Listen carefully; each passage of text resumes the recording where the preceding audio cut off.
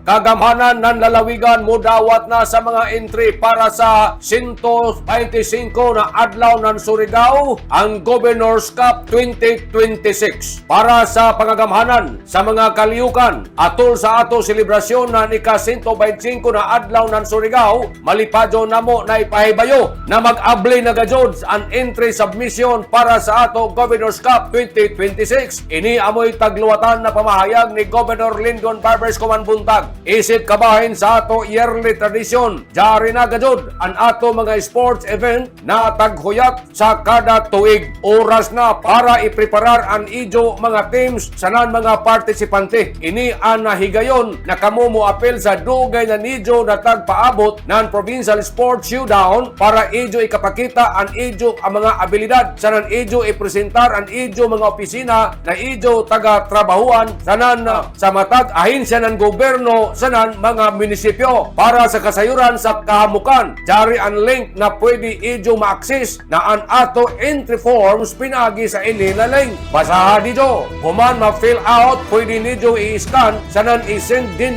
sa ato official na email. Ang adlaw ng Surigao at gmail.com para mga higaya take note rakan sa ijo aron masiguro ang pagkasod o pagpasa ang hard copy or on before March 23 para ma-finalize ang ijo interest. Kung jaoy ijo mga pangutana o kinahanglan ng mga klarifikasyon, pwede kamo nga makig-coordinate sa ato mga designated sports coordinators per event o bibisita sa ato Provincial Youth Development Office para sa assistance. Let's make Governor's Cup 2026 or for the box. Abante kita mga Surigaonon. Nanukad, gikan diri sa Kapitolyo, ini si Marek Sinners, Marcon Sim Vlogs, Mario Conales, Simurlan mula og salamat, maradyaw na adlaw, natong tanan.